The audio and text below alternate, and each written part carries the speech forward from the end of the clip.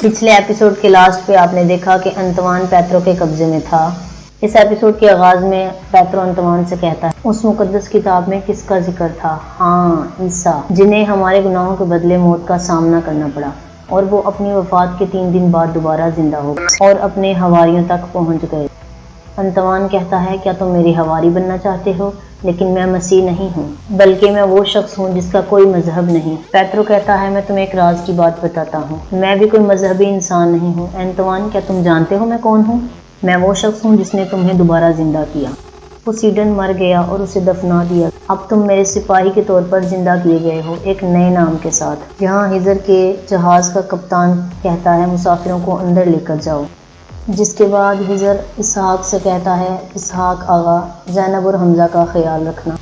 اسحاق کہتا ہے میں بوڑھا ہو گیا ہوں لیکن ابھی مرا نہیں ہوں، کیا تمہیں لگتا ہے کہ میں ایک سپاہی جتنا جرأت مند نہیں ہوں؟ اسی دوران رات کو کہتا ہے کہ کیا تمہیں میری آواز آ رہی ہے؟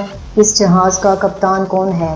کپتان کہتا ہے میں کپتان ہوں، بتاؤ کیا کہنا ہے؟ پیترو کہتا ہے دیکھو کپتان، ودھیلی سے جو تمہارے جہاز پر لٹیرے آئے ہیں انہیں ہمارے حوالے کر دو اور اپنے راستے چلے جاؤ۔ ہجر دوربین سے دیکھ کر کہتا ہے مجھے پتہ چل گیا یہ ہمارے سامنے کون ہے، اس کا وحشی پن ہم ودھیلی میں دیکھ چکے ہیں۔ اسحاق کہتا ہے اس کا مطلب یہ ہمارے پیچھے پیچھے یہاں بھی آ گئے۔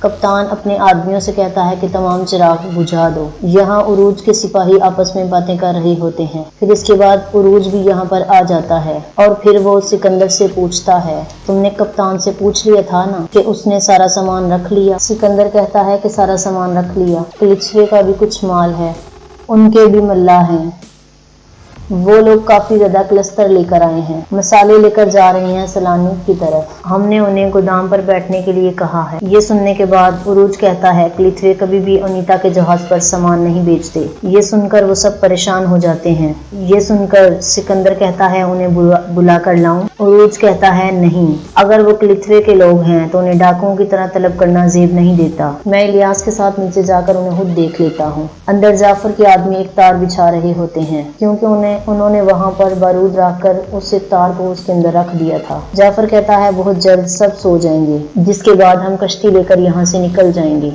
ہمارے یہاں سے نکلتے ہی یہاں پر ایک طوفان آئے گا، اگر کوئی گڑبڑ ہوئی تو لڑائی کے لیے تیار رہنا، کیونکہ جب تک یہ جہاز تباہ نہیں ہو جاتا مجھے سکون نہیں آئے گا۔ یہاں جہاز کا کپتان اسحاق سے کہتا ہے ہمارے پاس ٹوٹی ہوئی توپ کے علاوہ کچھ بھی نہیں ہے اور وہ بھی کسی کام کا نہیں ہے۔ یہ سن کر خضر کہتا ہے اب ہمارے پاس صرف ایک ہی صورت ہے، آپ کے پاس جو توپ ہے اس سے کتنے گولے پھینکے جا سکتے ہیں؟ کپتان کہتا ہے 5 یا 6، اس سے زیادہ ہمارے پاس نہیں ہے۔ خضر کہتا ہے انشاءاللہ ہم انہیں استعمال کریں گے، پہلے ہم اپنا دفاع تیار کریں گے، پھر آپ میرے اشارے کے بعد ان پر حملہ کر دینا، سمجھ گئے؟ کپتان کہتا ہے کیا تمہیں یقین ہے خضر؟ خضر کہتا ہے بالکل۔ یہ کہہ کر وہ توپ کو سیٹ کرنے لگ جاتے ہیں، جس کے بعد اسحاق خضر سے کہتا ہے تم اس بیکار توپ کے ساتھ ان کے ساتھ کیسے لڑو گے؟ خضر کہتا ہے اگر ہم اپنی عقل کو تھوڑا استعمال کریں تو یہ توپ سلطان فاتح کی توپ سے بھی زیادہ کام کرے گا۔ اس کے بعد وہ کپتان سے کہتا ہے مجھے کچھ اوزار چاہیے کپتان۔ کپتان کہتا ہے میں ابھی لے کر آتا ہوں۔ اس کے بعد وہ نیکو سے کہتا ہے تم مجھے بتاؤ نیکو، کیا تم مچھلیوں کے ساتھ تیرنا چاہتے ہو؟ نیکو کہتا ہے ہمیشہ۔ یہ سن کر اسحاق کہتا ہے تم دونوں دوبارہ سمندر کے نیچے جانے کا سوچ رہے ہو؟ جس کے جواب میں خضر کہتا ہے ودھیلی کے بچے تو پیدا ہی سمندر کے لیے ہوتے ہیں، ہمارا جھولا کشتی اور ہماری لوری سمندر کی آواز ہے۔ اسی دوران کپتان کچھ اوزار لے کر وہاں آ جاتا ہے، جس کے بعد ہجر اور نیکو اس میں سے کچھ اوزار اٹھا لیتے ہیں۔ خضر کپتان سے کہتا ہے میرے اشارے کا انتظار کرنا۔ زینب کہتی ہے تم لوگ کہاں جا رہے ہو؟ خضر کہتا ہے ہم سمندر کے نیچے جائیں گے اور کچھ موتی جمع کر کے لائیں گے۔ یہ سن کر زینب مسکرانے لگ جاتی ہے۔ اس کے بعد وہ دونوں سمندر کے اندر کود جاتے ہیں اور تیرتے ہوئے وہاں سے آگے نکل جاتے ہیں۔ کچھ دیر بعد وہ دونوں راتکو کے جہاز کے نیچے پہنچ جاتے ہیں، جس کے بعد خضر نیکو کو اشارہ کرتا ہے اور نیچے جا کر جہاز کے اندر سوراخ کرنے لگ جاتے ہیں۔ جہاز پر موجود راتکو کہتا ہے اب تمہارا وقت ختم ہو گیا، سپاہیوں حملے کے لیے تیار ہو جاؤ۔ یہ سن کر اسحاق والے نیچے چھپ جاتے ہیں۔ یہاں ہجر اور نیکو مسلسل سوراخ کرنے کی کوشش کر رہے ہوتے ہیں اور بڑے بڑے کیل لگا کر ان پر ہتھوڑے لگا رہے ہوتے ہیں۔ اور آخرکار وہ اس میں کامیاب ہو جاتے ہیں، جس کے بعد پانی جہاز میں داخل ہونا شروع ہو جاتا ہے۔ اوپر رات کو کہتا ہے حملہ کرو، جس کے بعد وہ حملہ کر دیتے ہیں، لیکن اسی دوران ان کی کشتی ڈگمگانے لگ جاتی ہے کیونکہ اس جہاز کے اندر کافی پانی جمع ہو چکا ہوتا ہے۔ اسی وجہ سے ان کا نشانہ بھی چوک جاتا ہے۔ یہ دیکھ کر کپتان کہتا ہے اتنے کم فاصلے سے تو اندھا بھی نشانہ لگا لیتا ہے۔ یہ سن کر اسحاق کہتا ہے میرا خیال ہے کہ یہی خضر کا اشارہ ہے، اپنے بندوں کو حکم دو کہ وہ حملہ کریں۔ یہ سن کر وہ ان پر حملہ کر دیتے ہیں۔ یہاں رات کو کے سپاہی نیچے آ جاتے ہیں اور دیکھتے ہیں کہ بہت سارا پانی جمع ہو چکا ہوتا ہے۔ وہ ان سوراخوں کو بند کرنے کی کوشش کرتے ہیں لیکن وہ ناکام ہو جاتے ہیں۔ رات کو کا کپتان رات کو سے کہتا ہے کشتی میں بہت سا پانی جمع ہو گیا ہے، ہم ڈوب جائیں گے۔ اسی دوران ان پر ایک اور حملہ ہو جاتا ہے۔ یہاں خضر اور نیکو باہر آ جاتے ہیں۔ نیکو خضر سے کہتا ہے اب ہمارا کام ختم ہو گیا۔ یہ سن کر خضر مسکرانے لگ جاتا ہے۔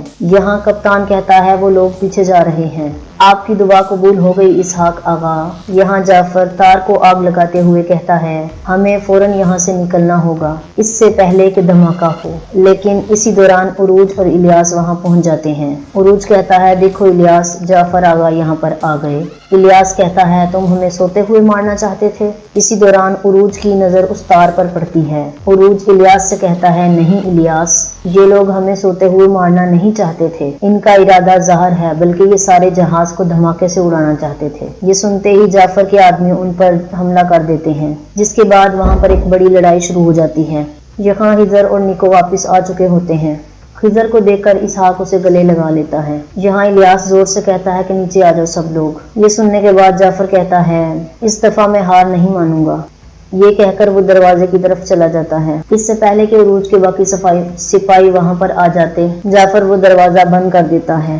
یہ دیکھ کر سکندر کہتا ہے اگر سکندریہ کی ساری مٹی بھی سمندر کے پانی میں ملا دی جائے، وہ مٹی بھی اتنی گندی نہیں ہوگی جس مٹی سے تم بنے ہو جعفر۔ جس کے بعد وہ یرالے سے کہتا ہے کہ دروازے کو توڑ دو۔ یرالے اسے توڑنے لگ جاتا ہے۔ جعفر کہتا ہے کہ تم نے ٹھیک کہا تھا عروج، میں آگ لگانا چاہتا تھا، اگر میں مروں گا تو تم بھی مرو گے اور یہ کہانی یہاں پر ہی ختم ہو جائے گی۔ یہ کہہ کر وہ بارود میں آگ ڈالنے لگتا ہے۔ اسی دوران عروج وہاں پر آ جاتا ہے اور وہ اس آگ کو بجھا کر کہتا ہے کافی ہوا جعفر، ابھی ہمارا حضرت اسرائیل سے ملنے میں کافی وقت ہے۔ یہ کہہ کر وہ اس پر حملہ کرتا ہے، جس کے بعد وہ بے ہوش ہو جاتا ہے۔ اسی دوران دوسرے سپاہی بھی اندر آ جاتے ہیں، لیکن الیاس نے سب کا خاتمہ کر دیا ہوتا ہے۔ الیاس کہتا ہے تم لوگوں کی قسمت میں نہیں تھا بھائی۔ عروج کہتا ہے جو زندہ بچ گئے انہیں باندھ دو۔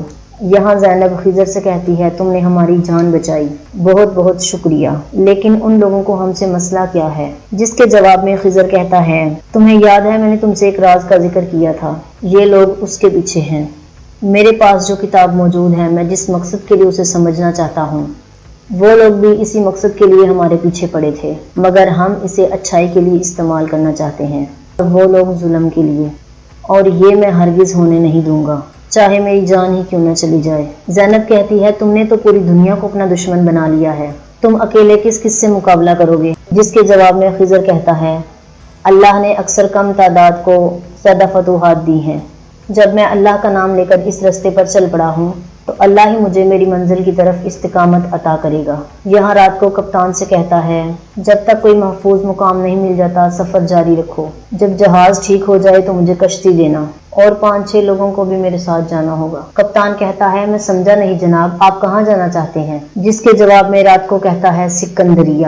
یہاں پیترو کے قلعے میں ایک پارٹی جاری ہوتی ہے اور انتوان بھی پیترو کے ساتھ ہی موجود ہوتا ہے۔ پیترو اس سے کہتا ہے کھانا کھاؤ، مجھے لگتا ہے کہ تم نے کافی عرصے سے کھانا نہیں کھایا۔ جس کے جواب میں انتوان کہتا ہے میں اس چیز کو نہیں کھاتا جس کا شکار میں نے خود نہ کیا ہو۔ یہ سن کر پیترو اس کھانے میں سے تھوڑا کھا کر کہتا ہے دیکھو میں نے بھی کھانا کھایا، اس میں زہر نہیں ہے۔ یہ دیکھنے کے بعد انتوان بھی کھانا کھا لیتا ہے۔ پیترو کہتا ہے ہم نے یہ پارٹی خاص تمہارے لیے رکھی ہے، کیا تمہیں یہ سب پسند نہیں آیا؟ انتوان کہتا ہے مجھے یہ سب بالکل پسند نہیں ہے۔ یہ سن کر پیترو ان سب کو باہر بھیج دیتا ہے، جس کے بعد انتوان کہتا ہے خاموشی میں اچھا محسوس ہو رہا ہے۔ اسی دوران بہت سے سپاہی وہاں آ جاتے ہیں۔ जिन्हें देखकर अंतवान कहता है, ये सब कौन है? क्या ये पादरी के आदमी हैं? जिसके जवाब में पेत्रो कहता है, नहीं, ये सब स्याह कज़ाब के लिए काम करने वाले बेरहम कातिल हैं। ये वो फौज है जो मगरूर तुर्कों के लिए समंदर को जहन्नुम बना देगी। अंतवान कहता है, मैंने आज से पहले इसका कभी नाम नहीं सुना। कौन है ये स्याह कज़ाक? इसके जवाब में पेत्रो कहता है, स्याह कज़ाक तुम हो। पोसीडन मर गया और तुम स्याह कज़ाक बनकर दोबारा जिंदा हुए हो। आज से तुम्हारा नया नाम और नई फौज होगी। ये कुछ चीजें मैं तुम्हें दे रहा हूँ और मुझे तुमसे सिर्फ एक ही चीज मतलूब है कि तुम तुर्कों से इंतकाम लोगे। ये सुनकर अंतवान मुस्कुराने लग जाता है। नाज़रीन मोहतरम, यहाँ पर ये एपिसोड खत्म हो जाता है। अगर आपको हमारी वीडियो पसंद आई, लाइक शेयर कमेंट मस्ट है और आने वाली नई वीडियोस के लिए हमारा चैनल सब्सक्राइब करें।